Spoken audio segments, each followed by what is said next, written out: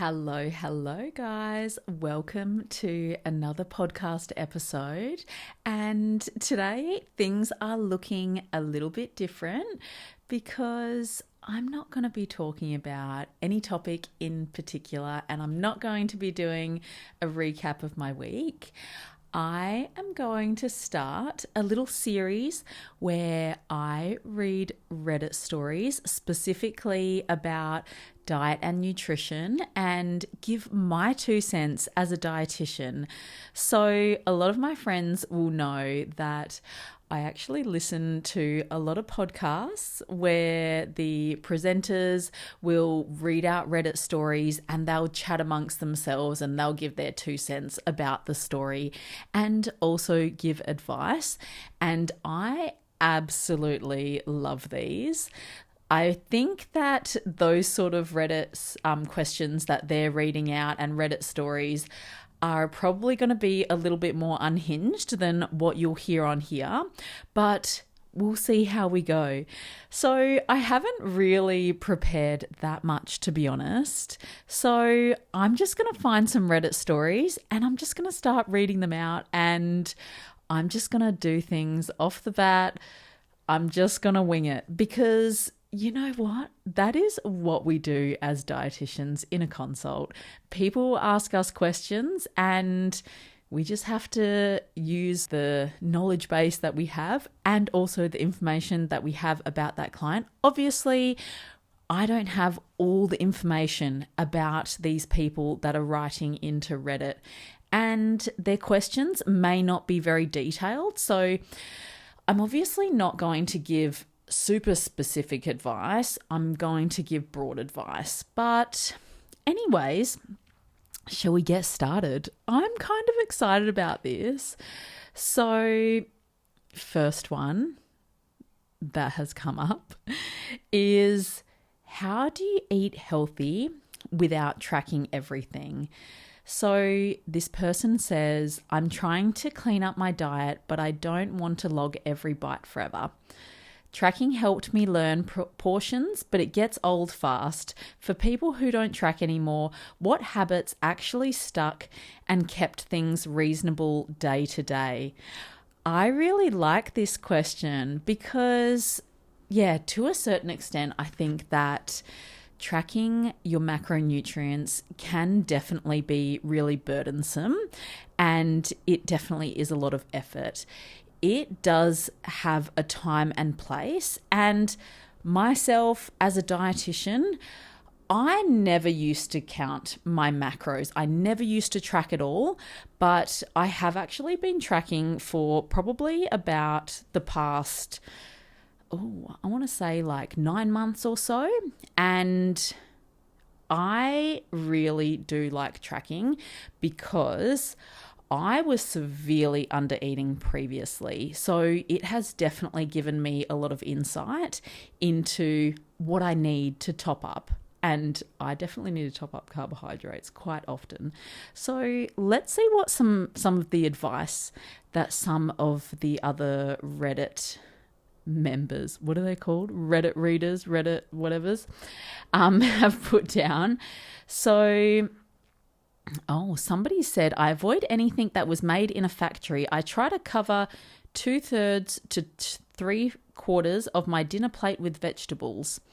Okay, so they're basically saying that they prefer not to eat processed foods, which is fair. So going for a whole food approach, and that can certainly be helpful in terms of knowing exactly what is on your plate. So say, for example, if we're looking at protein sources, we'd have like a chicken breast or a piece of steak or something like that as the protein, or tofu, beans, whatever.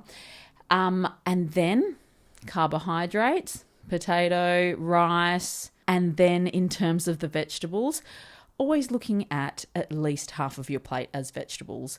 They are saying up to 3/4, but where's the protein? Where's the carbohydrates? And also we need to remember to put in healthy fats as well. So decreasing the veggies a little bit and making room for the other macronutrients as well.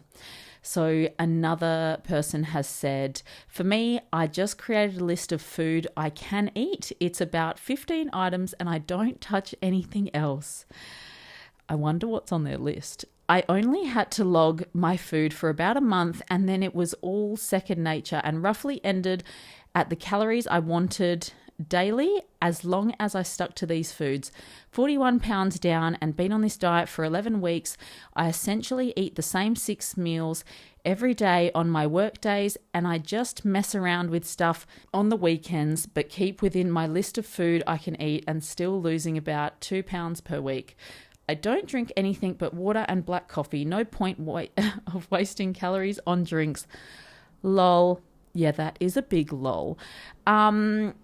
Okay, so I definitely hear of people talking about keeping things really simple and just having a few basic foods. So say this person does have only 15 foods that they eat. So potentially we could look at protein doing just like 3 things. So maybe chicken breast, some tofu and steak or fish. And then I like to have a bit more variety with veggies. So I think that number 15 needs to be increased a little bit. So like lettuce, cucumber, tomato, broccoli, cauliflower, beans, like that's definitely like the list of veggies that I personally eat is definitely going to blow that list out. And then our carbohydrates, you could keep it easy with like some pasta, some wraps, rice, and then all of your healthy fats as well, avocado, olive oil, etc. So I guess this person is taking more of a like simple approach to things, but you are limiting your variety in your diet, which I don't love so much. And it seems like this is quite restrictive. So you can definitely have a similar amount of calories if you're just looking at the same sort of like quantities. Things will vary slightly. Like if you look at the amount of like protein in like steak versus chicken breast, it is going to vary slightly. But if you look at the recommendations, like a palm size serve of meat is what is recommended. So if you're roughly sticking to that, that is definitely okay. Another person has said, after a while of 0 processed foods, you'll really notice it when you have anything processed. Your body will tell you. Many people have never tried this, so they are used to eating chemicalized food. If we make it a rule to stick to it, there is no need to track. I eat and then remember how I feel in the next 24 to 48 hours later. Later on, you begin to associate food by not by taste or texture, but how it's going to make you feel later. That was a really random comment and I should have screened that before I read it. Okay, so people are really not liking the processed foods, and I guess to a certain extent it is a little bit harder to track what is in these foods, but also you could definitely upskill with nutrition label reading as well, and you could look at what is actually in that food. So does it have a decent amount of protein? Does it have, the carbs that you're looking for to adding into your meal? Whatever it is, as long as it's meeting your needs, that is definitely okay. I personally do not have an issue with processed foods or ultra processed foods. All of these foods definitely have a time and a place. People that have increased energy requirements, we cannot demonize these foods because there are some people that definitely do need them. And I know that there is often a lot of talk on like taxing high sugar foods and all of these things, but they definitely have a place, and I don't believe that they should be taxed. That is very controversial coming from a dietitian. But I'm going to stop reading all of these comments and I'm going to give my 2 cents. So this person that has written in has obviously been tracking their diet through a tracking app. So they've had some experience. They know what macronutrients are in certain foods. So it's really good that they already have a bit of a knowledge base in terms of what they're eating. And I really like to take the approach of making sure that each meal that you have is balanced. So when we're looking at breakfast, lunch, and dinner, we make sure that we're having some protein, carbs, dietary fiber / micronutrients coming from veggies or fruit, and we have some healthy fats. There are recommendations around portion sizing as well. So either you can measure your foods using a cup measure, otherwise like tablespoon, teaspoon, or you can use a scale as well. So there are recommendations on how many grams of, say, like meat and like grains and things you should have. So there are those options. Otherwise, another option is also to use like hand sizes. Obviously, everybody's hand size is going to be a little bit different, but this is sort of like a rough idea of how much you should be having. So when we're looking at protein, we should be having about a palm size serve. And then when we're looking at grains, fist. And then when we're looking at veggies, 2 handfuls. And this is non-starchy vegetables. So then when we look at healthy fats, about a tablespoon of like, say, olive oil, avocado, and nuts is about like 30 grams per nuts / seeds. So that's what I would be doing for my main meals. And then when we're also looking at snacks, we want to make sure that they are definitely going to be protein rich and also have a bit of dietary fiber and healthy fats as well.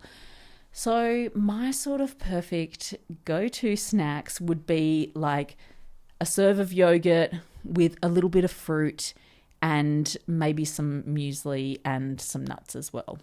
That would be ideal. Otherwise, my other go-to is my dry roasted edamame beans. Have that with a little bit of almonds or nuts and also maybe a little bit of fruit. Perfect.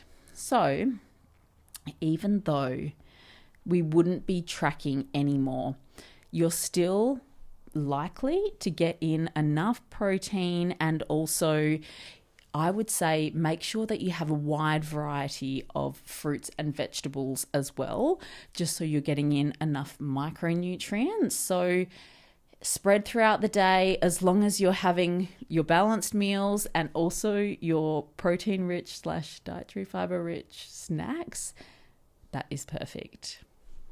And one other thing that you can do is when you're first taking this approach is just to keep an eye on things like your energy levels, how you're feeling overall. If you do happen to notice that you are fluctuating with your weight, then depending on, if it is going up, then you can decrease the amount of food that you're having if you're wanting to maintain, that is. That's my 2 cents on that one. Okay, so I've picked out another question. So this person has written in, and they also have attached a photo as well for reference. So they have asked, is there such thing as eating too much fruit and veg? And they have put up this pic. I'm going to try and show here. Can you see?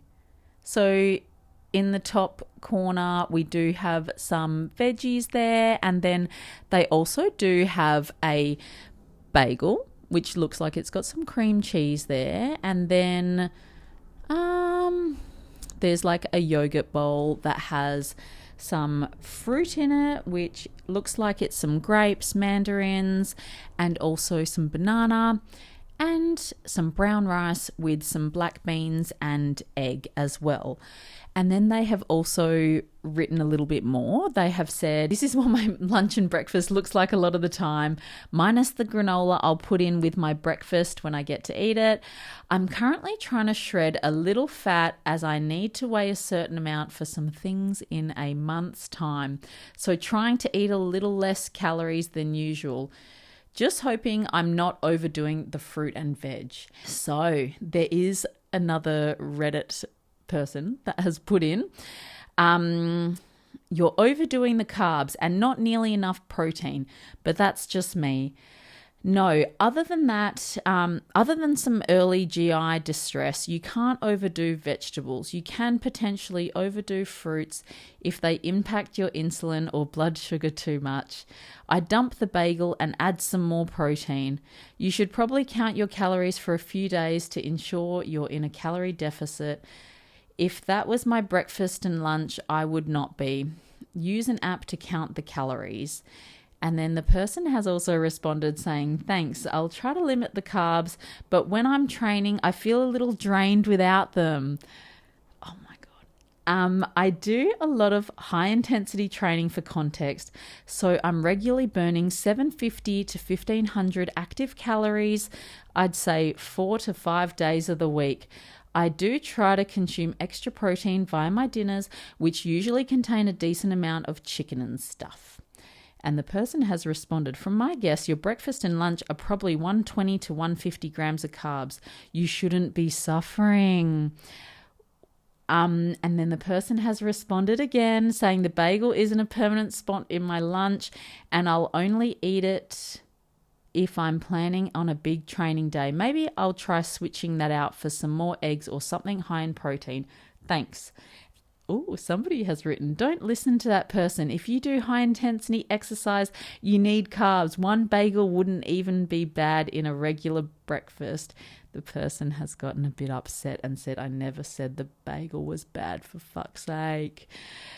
Okay, so I certainly do not agree with the person's advice that they're giving and saying to decrease the amount of carbohydrates, because when I'm looking at this person's day of eating, the only carbohydrates that they do have is the bagel and also the brown rice and a little bit coming from the black beans and also from the banana as well.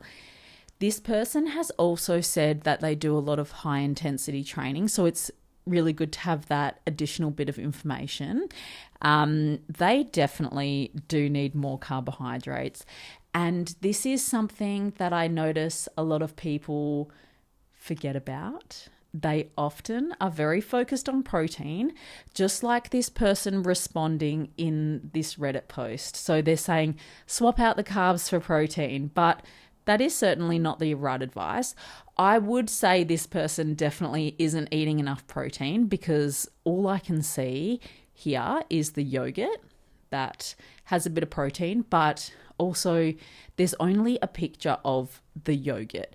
It is not a picture of the container. I have no idea what brand it is. I have no idea how much protein is in there. So I would actually recommend to this person to consider having a high protein yogurt if they are not already. And their lunch is also just eggs and a little bit of protein coming from the black beans. So I would say they definitely need to increase the protein in that. One way that they could certainly do that would be to either maybe add in some chicken. Otherwise, if they wanted to keep it more vegetarian, they could add in some high protein cheese or some cottage cheese in there, or even some additional beans, because it doesn't look like they have that much there. Their other question is, are they having too much fruit and vegetables? So by looking at this, they're having one cut up banana, which looks like a small-ish banana. They've got some grapes. It's a little bit hard to see because the yogurt is covering it, but they've got some grapes under there. They've also got a bit of mandarin. I would say they probably have like a little bit over 3 serves of fruit there. They also have the lettuce, capsicum, some radish, tomato, cucumber, which looks like it's making up probably about like 2 to 3 cups of vegetables. In Australia, the recommendations for vegetable intake is at least 5 serves per day, and this is across all age groups. So they do need to increase their vegetable intake a little bit by at least 2 serves. So they aren't eating too much. And really, at the end of the day, they did ask, can I eat too much veggies? And it really just depends on the person. So if you are having any GI upset, it's a bit too much for you, then that's your question answered. You're having a little bit much dietary fiber. So I would be sticking with the 5 serves, but you just have to see how you're feeling. I would say at least 5 serves would be ideal, but otherwise I would like to give my 2 cents on making this a little bit more well-rounded. So in terms of their dinner, they definitely need to top up a bit more with protein.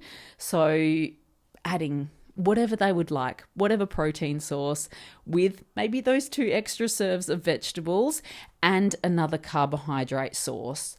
So their bagel that they're having would be ideal pre-training, prior to their high-intensity training. And then having either, I don't know what time of the day they train, but having a balanced meal afterwards. So say, for example, if they're training in the morning, they could have their bagel prior to training, and then they could have their breakfast afterwards. Otherwise, if they're training after work, having their bagel as soon as they finish work and then having their dinner as their post-training meal. That would be ideal. But I still think this person needs to top up a little bit with some protein. So something else that they could do is put maybe some soy protein crisps in with their breakfast.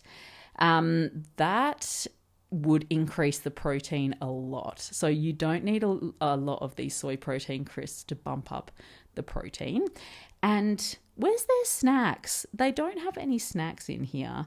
So I would be doing something like, the dry roasted edamame beans with maybe some veggie sticks or some Vita Wheats and dip. And then they've got the bagel as their other snack that they can have. So I would probably just do one snack. If they're feeling particularly peckish, maybe they could have some more veggie sticks and some low-calorie dip, because they did say that their goal is to lose some weight. But I don't know if I should read anybody else's comments. Oh no, was that all? I think there was actually no other comments. So let's move on to the next one. This is fun. I kind of like this. Okay, so next question. Simple ways to increase protein without overthinking it. So they have asked, I'm trying to eat more protein, but I don't want to track anything or plan super complex meals. I'm just looking for simple habits or food choices that help increase protein intake without turning it into a full-time job. So this is a really, really good question. And I know that a lot of people do find it a little bit daunting to make changes because they feel like it is going to be so much effort to make changes, and this person has said they don't want it to be a full-time job. I guarantee that it does not have to be a full-time job to meet your protein and, as a matter of fact, meet any of your nutrient requirements. We can definitely make it really easy. So shall I read some of the comments? So someone has said, eat more fish and assorted different beans and nuts. Yes, so fish definitely is a good source of protein. Same with beans and nuts. Nuts do also have healthy fats and dietary fiber. Not that much protein though. You do need to eat a lot of nuts to get a decent amount of protein. And the person has responded, that's basically what I'm aiming for. Just swapping in stuff like fish, beans and nuts more often without overcomplicating it. Appreciate the reminder that it doesn't need to be fancy. Okay.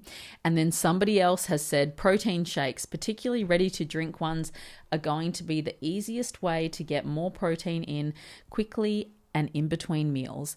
So I personally don't use any protein supplements, and I do prefer a food first approach for all of my clients as well, just because you can definitely get in enough protein without needing to use supplementation. So now there is a lot of foods that are high in protein, and it is because they are processed in a certain way. So say, for example, yogurt.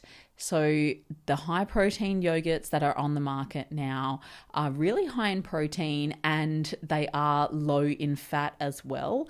You will find that, say, for example, like a Greek yogurt, it certainly is still relatively high in protein, but it still has a decent amount of fat that comes along with that. So things like that. I love dairy products for topping up my protein as well, like cottage cheese.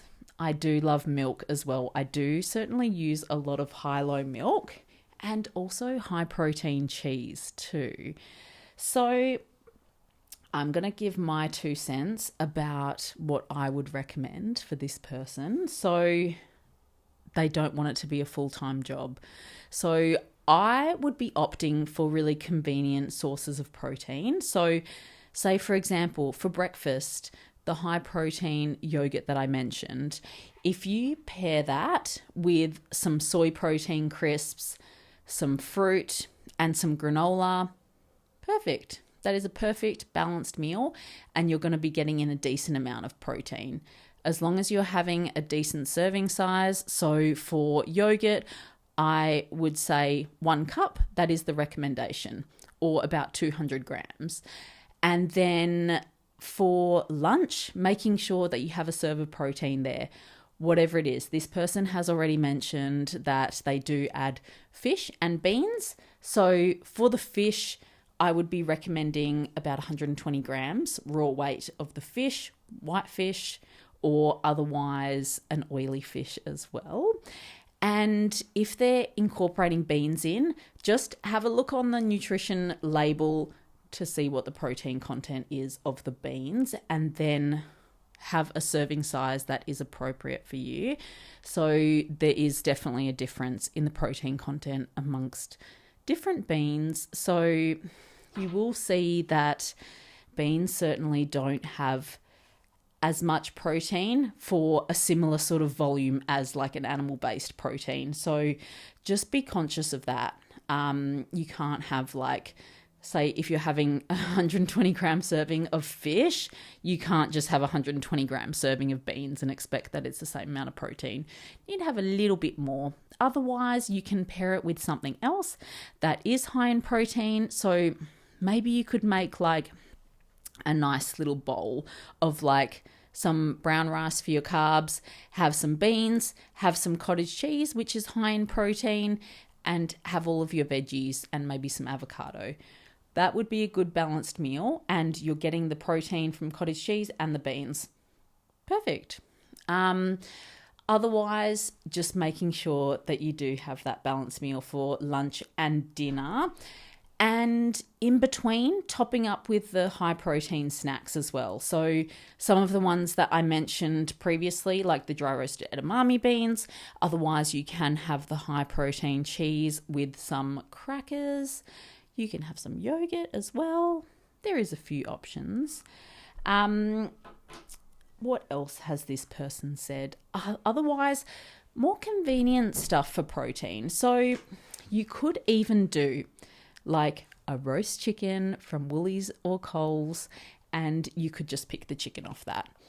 That would be convenient. Tinned beans, very convenient.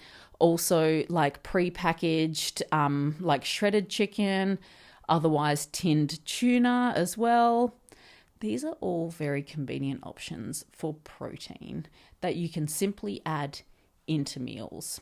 And I'm also like a huge fan of any other like carbohydrates or my dietary fiber, like my veggies in convenient forms. So I definitely like my pre-chopped salad. So I will literally just have like the pre-chopped salad with a microwave rice and a tin of tuna with some olive oil and avocado.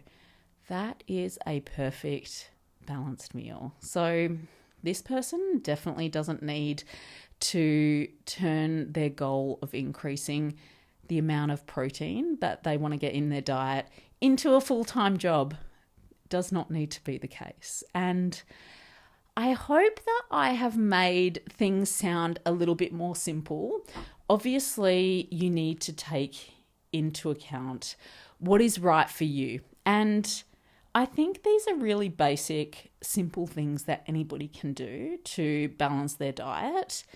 And I hope it's really helped. But yeah, just make sure that things are right for you. I hope everybody liked this. Let me know what you think.